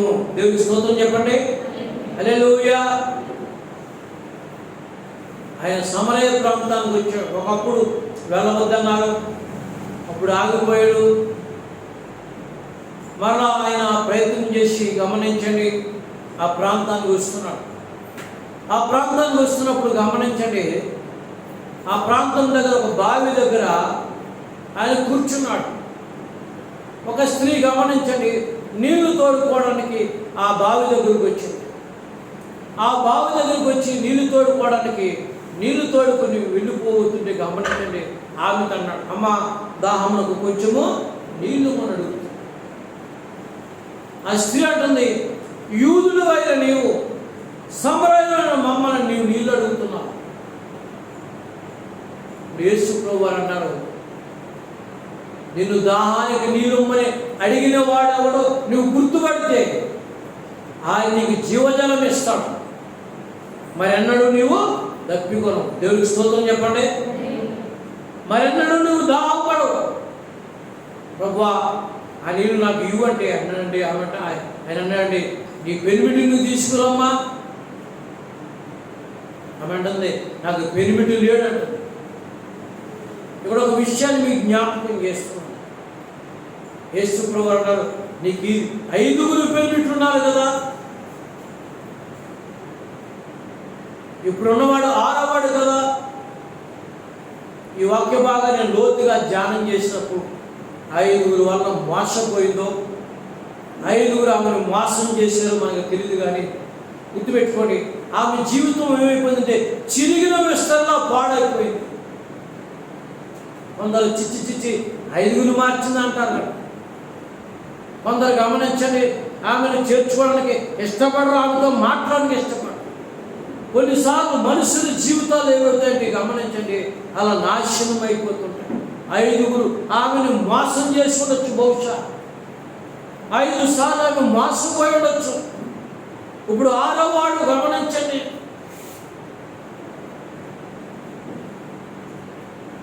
ఏమంటుంది, నిజము చెప్పించింది, నువ్వు నిజం మాట్లాడు, నిజముగా నువ్వు మెస్సయ్యవు. దేవుడికి స్తోత్రం చెప్పండి, హల్లెలూయా. ఎంత ఆశ్చర్యకరమైన విషయం. హృదయాంతరంగంలోకి దేవుని మాటలు వెళ్తూ ఉంటాయి, మన దేవుని కొరకు సంపాదిస్తుంటాయి. గమనించండి, ఆమె శపించబడినటువంటి చిరిగినటువంటి విస్తరణగా ఉన్నటువంటి ఆమె జీవితాన్ని కట్టడానికి, నిత్య జీవజాలం ఇచ్చి ఆమెను తృప్తిపరచడానికి, ఆమెను గమనించండి పరిశుద్ధపరచడానికి. దేవుని స్తోత్రం చెప్పండి. ఏషియా ప్రాంతానికి వెళ్ళాడు. ఏషియా ప్రాంతానికి వెళ్ళినప్పుడు ఆమెతో మాట్లాడుతున్నాడు, ఒంటరిగా ఉన్నప్పుడు మాట్లాడుతున్నాడు. ఆమె జీవితంలో జరిగిన నష్టాలను, కష్టాలను, శోధనలు, ఇబ్బందులు, ఇరుకులను తప్పించి బయటకు రమ్మని మాట్లాడుతున్నాడు. ఏమంటుంది, యేసు ప్రభువా,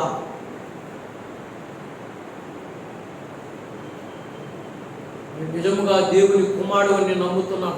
స్తోత్రం చెప్పండి, హల్లెలూయా, హల్లెలూయా. ఇంకా మనం చూస్తే రాయబడిన విషయం చూస్తే 20వ వచనం చూస్తే 19వ వచనం చూస్తే, అప్పుడు ఆయన, అయ్యా నీవు ప్రవక్తవని, అప్పుడు ఆ స్త్రీ, అయ్యా నీవు ప్రవక్తవని గ్రహించుచున్నాను. మా పితరులు ఈ పర్వతమందు ఆరాధించిరి, కానీ ఆరాధించవలసిన స్థలము యెరూషలేములో ఉన్నదని మీరు చెప్పుదురు అని ఆయనతో అనగా, యేసు ఆమెతో ఇట్టాడు, అమ్మా ఒక కాలము వచ్చున్నది, ఆ కాలమందు ఈ పర్వతము మీదను యెరూషలేమును మీరు తండ్రిని ఆరాధింపరు. నా మాట నమ్ము, మీరు మీకు తెలియని దాన్ని ఆరాధించుచున్నాడు, మేము మాకు తెలిసిన దాన్ని ఆరాధించుతున్నాము. రక్షణ యూదుల నుండి కలుగుతున్నది, అయితే యథార్థముగా ఆరాధించువారు ఆత్మతోనూ సత్యముతోనూ తండ్రిని ఆరాధించు కాలం వచ్చున్నది. దేవుని స్తోత్రం చెప్పండి, హల్లెలూయా. అంశానికి వస్తున్నాడు, గుర్తుపెట్టుకోండి. ఆయన అన్నాడు, ఆ శపించబడినటువంటి, పాడైపోయినటువంటి, మరి చిరిగిన విస్తరలా ఉన్నటువంటి మీ జీవితాన్ని చూసి, అమ్మ ఆరాధించువారు ఆత్మతోనూ సత్యముతోనూ యథార్థముగాను ఆరాధించాలి.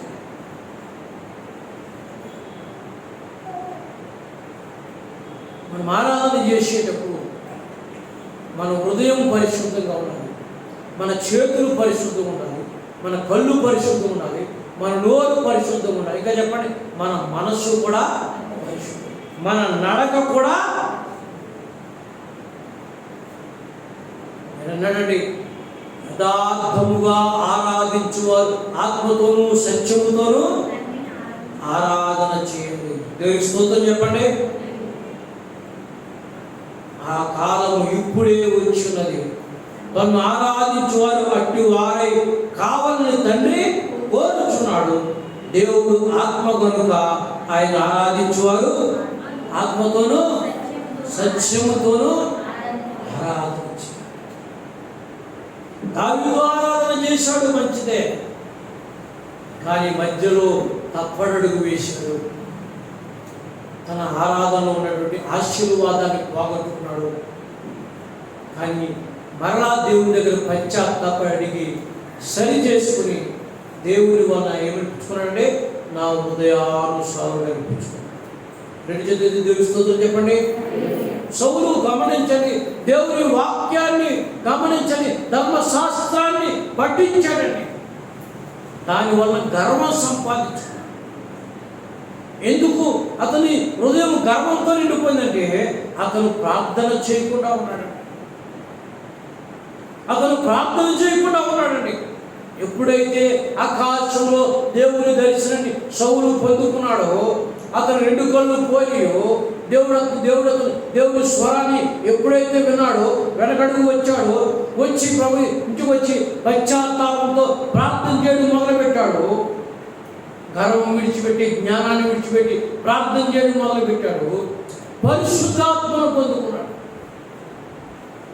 పరిశుద్ధాత్మను పొందుకున్నదా తన కళ్ళు నుంచి వరల వంటివి రాలి అతను సువార్తను ప్రకటించడం. గమనించండి, చిరిగిన విస్తరలా ఉన్నటువంటి ఈమె జీవితం యేసు ప్రభుతో ముఖాముఖిగా మాట్లాడు. యేసు ప్రభు ఆమె జీవితంలో జరిగే కష్టాలు నష్టాలను వివరించి, అమ్మా నీ శాపంలోంచి నువ్వు బయటికి రావాలి, నీ పాపంలోంచి నువ్వు బయటికి రావాలి, నీ దోషం నుంచి నువ్వు బయటికి రావాలి. వస్తే నీవెన్నడూ తప్పికొనవు. హల్లెలూయా. ఎన్నడూ తృప్తి పొందుతావు. అందుకు నేను చాలాసార్లు ఒక మాట చెప్పుకుంటాను, రక్షణ పొందడం అనేది ఒక ఆశీర్వాదం. రెండు చేతులతో దేవుని స్తోత్రం చెప్పండి. రక్షణ పొందడం అనేది ఒక ఆశీర్వాదం. చాలామంది అనుకుంటారండి బాప్తిసం తీసుకోవడం రక్షణ పొందడం కూడా. రక్షణ వేరు, బాప్తిసం. రక్షణ అంటే మారు మనసు పొందడం, పాత జీవితాన్ని విడిచిపెట్టి కొత్త జీవితాన్ని ప్రారంభించడం. దేవునికి స్తోత్రం చెప్పండి. హల్లెలూయా. ఈ రక్షణ అనేది గమనించండి, రక్షించబడిన వాడికే తెలుస్తుంది. ఏదైనా పండు తింటే ఆ పండు రుచి తెలుస్తుంది. పండు తినకుండా ఆ పండును చూస్తే ఏం తెలుస్తుంది? చూడటం వేరు, తినడం వేరు. అందుకనే దావీదు అన్నాడు, యెహోవా ఉత్తమును రుచి చూచి తెలుసుకున్నాడు. ఇప్పుడు ముఖాముఖిగా ఎవరు చూసిందంటే యేసు ప్రభుని చూసింది, యేసు ప్రభుతో మాట్లాడింది. దేవుని స్తోత్రం చెప్పండి.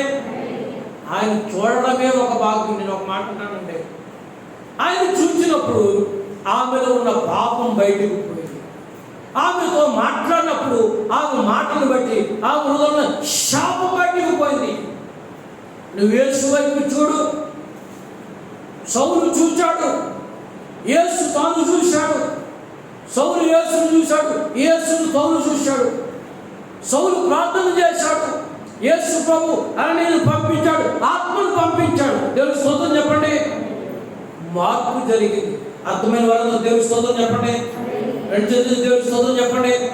మార్పు చెందాలంటే యేసును నువ్వు చూడాలి, యేసును కలుసుకోవాలి, యేసుతో మాట్లాడాలి, ముఖాముఖిగా ప్రత్యక్షంగా నువ్వు గమనించండి.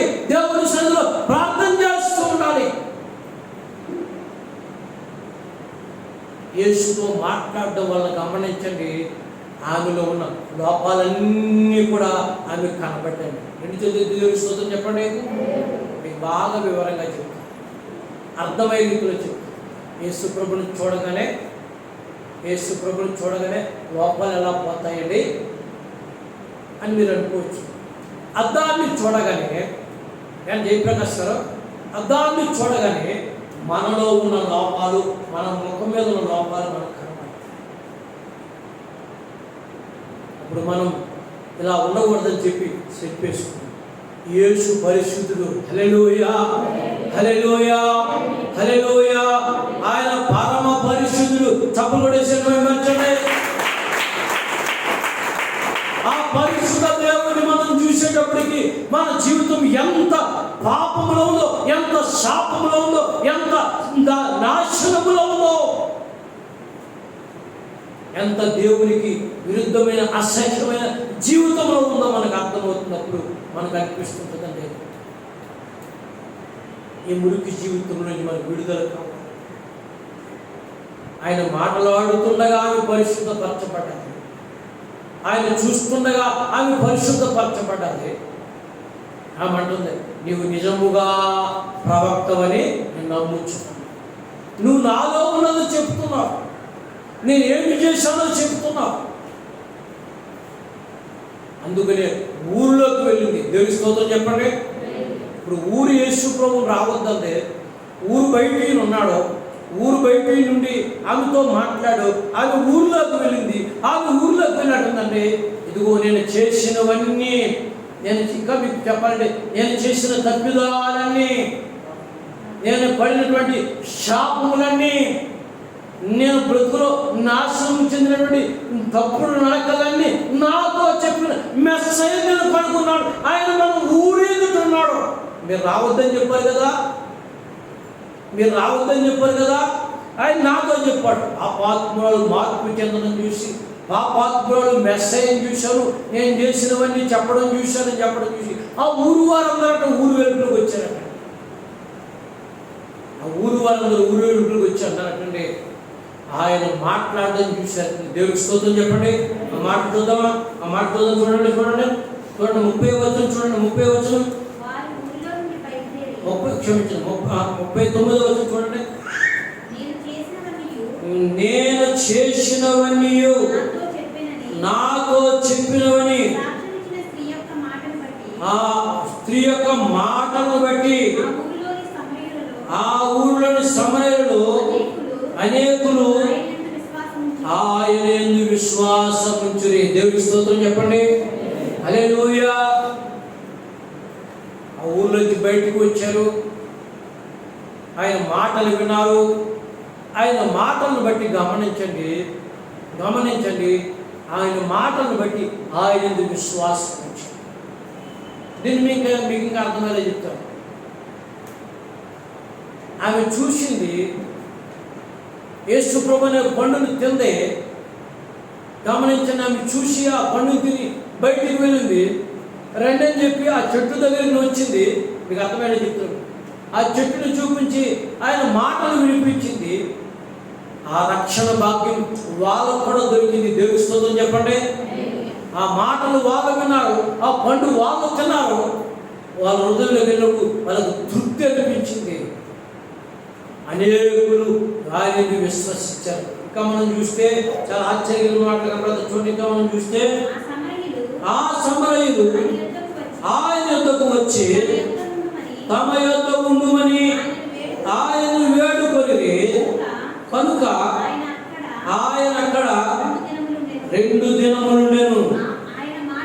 ఆయన మాటలు విన్నందున ఇంకను అనేకులు నమ్మి ఆ స్త్రీని చూసి, ఇక మీద నీవు చెప్పిన మాటను బట్టి గాక మా మట్టుకు మేము విని ఈయన నిజముగా లోక రక్షకుడిని తెలుసుకొని మేము నమ్ముచున్నామనేది.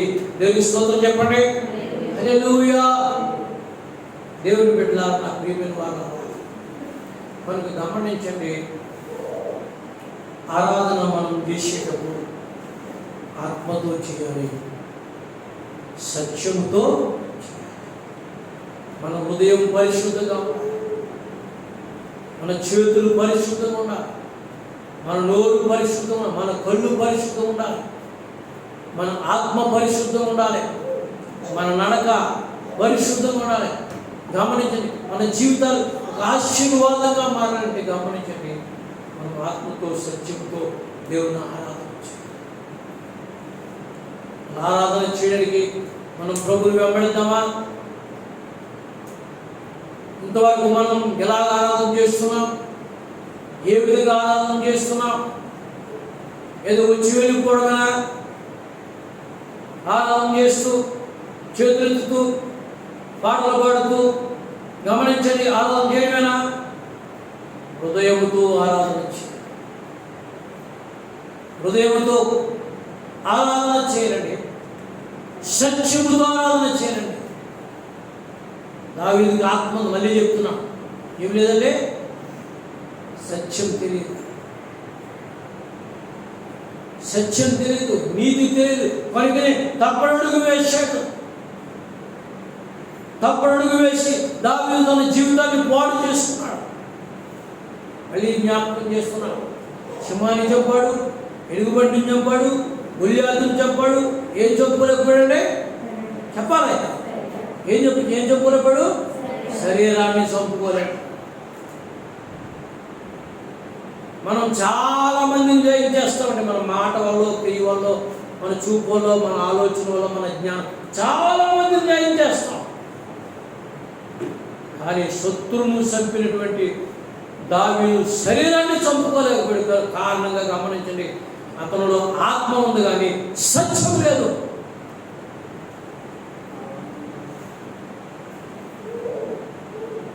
దేవుని వాక్యం చదివిస్తుంది. దేవుడు చెప్పినప్పుడు అతను సరి చేయబడ్డాడు. అతను సరి చేయబడి, శుద్ధి చేయబడి, దేవుని చిత్తానుసారంగా మళ్ళా తన జీవితాన్ని కట్టుకోవడం ప్రారంభించాడు. అంత ఘోరమైన పాపంలో ఇరుక్కుపోయినటువంటి దావీదును కూడా దోషి వేయకుండా ఆ వంశములోంచే యేసుక్రీస్తు లోకరక్షకుడుగా వచ్చాడు. రెండు చేతులు దేవుని స్తోత్రం చెప్పండి. ఎంత ఘోర పాపినైన యేసు ఇంతలోనే రక్షించును చూడు. ఎంత ఘోర పాపినైన యేసు ఇంతలోనే రక్షించును చూడు. ఇంత గొప్ప రక్షకుడు తప్పించు.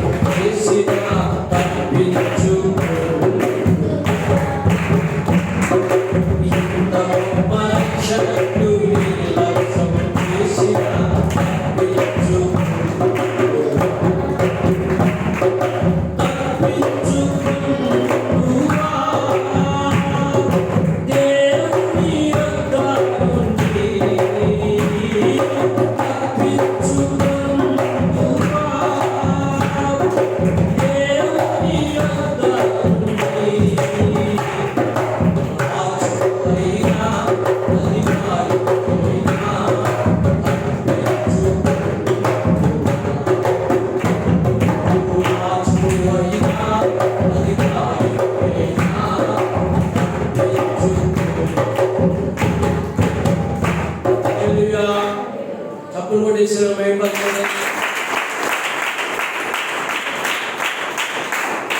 రాజైన వాడు తప్పడడుగు వేసి శరీరాన్ని చంపుకోలేక శత్రువును జయించిన వాడు, సింహాన్ని చంపినవాడు, ఎలుగుబంటిని చంపినవాడు, గొల్లియాతుని చంపినవాడు, తన సొంత శరీరం ఉన్న ఆలోచన చంపుకున్న కారణంగా పాపిగా, వ్యభిచారిగా, హంతకుడిగా మారిపోయిన వాడు మరలా తప్పిదము క్షమించమని దేవుని అడిగినప్పుడు ఆ వంశంలోంచి యేసుక్రీస్తు లోకరక్షకుడుగా వచ్చాడు.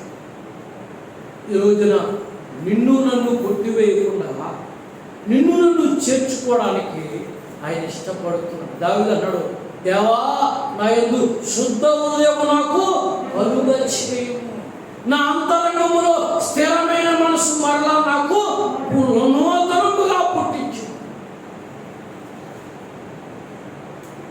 సౌలు జ్ఞానవంతుడే, గర్వముతో కూడిన వాడే.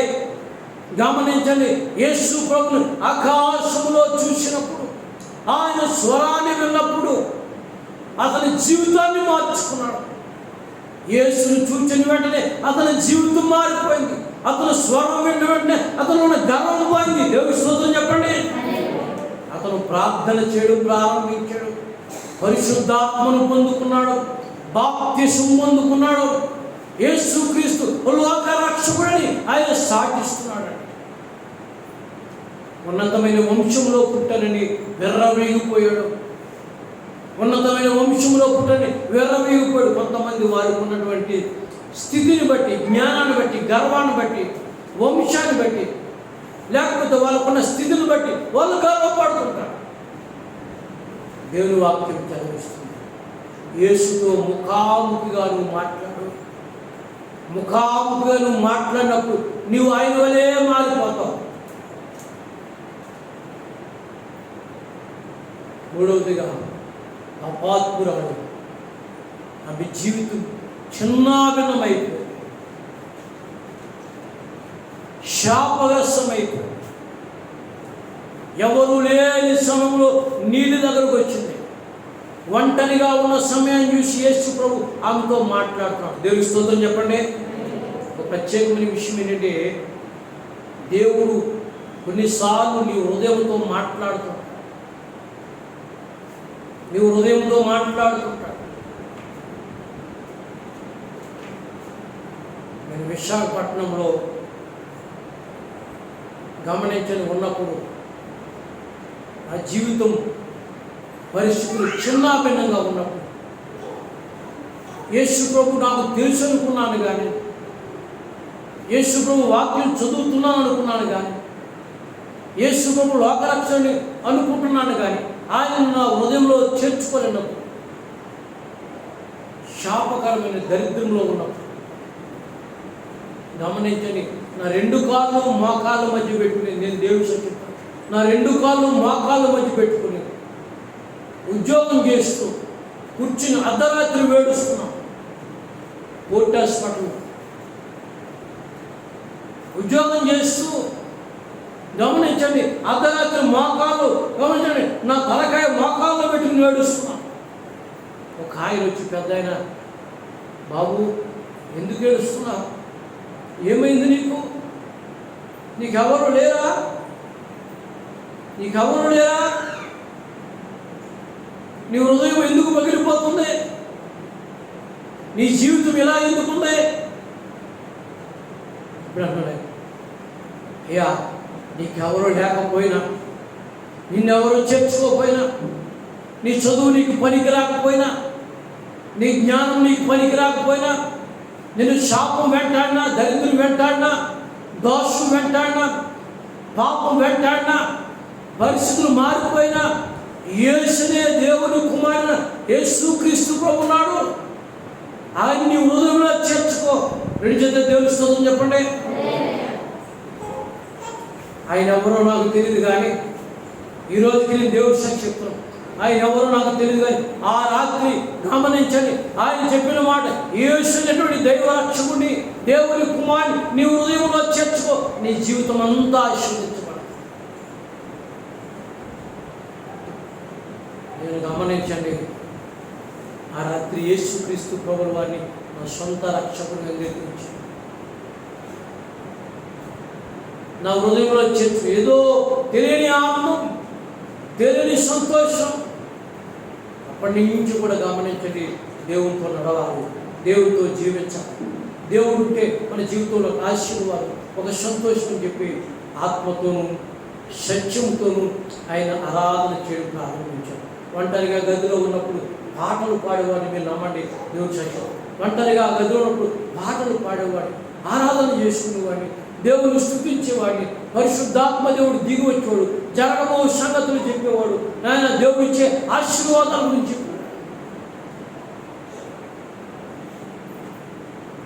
గమనించండి.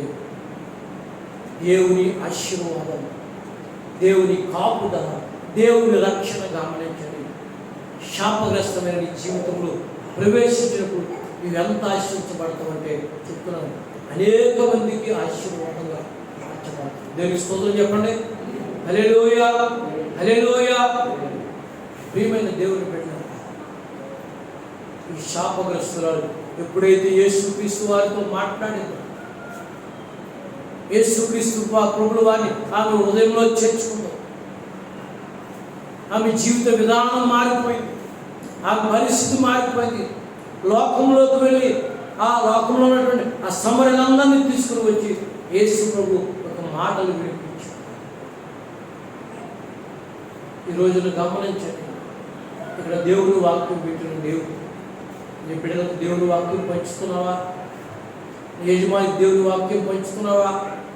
గమనించండి, ఏదో ఆశీర్వాదం కావాలని నువ్వు రావడం మంచిదే, కానీ నీవు పొందిన ఆశీర్వాదం నీ యజమానికి పంచకపోతే, నువ్వు పొందిన ఆశీర్వాదం నీ బిడ్డలకు పంచకపోతే చాలా ఇబ్బంది అయిపోయింది, చాలా కష్టమైపోయింది. మనకు దేవుడిని అడుగుదాం, ప్రభువా ఇలాంటి ఆశీర్వాదం, ఇలాంటి దీవెన, ఇలాంటి రక్షణ నాకు నా బిడ్డలకు కావాలి, నాకు ఇచ్చిన రక్షణ నా బిడ్డలకు కావాలని మనం అడిగితే దేవుడు తప్పకుండా ఇవ్వడానికి ఆయన సిద్ధపరుస్తాడు. దేవుని స్తోత్రం చెప్పండి.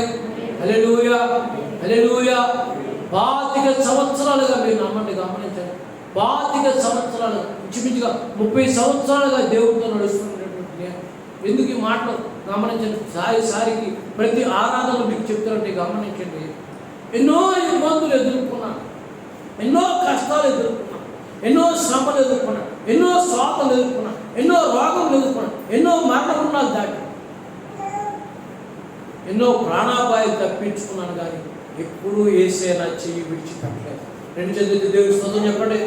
ఎప్పుడూ యేసయ్య నా చెయ్యి విడిచిపెట్టలేదు.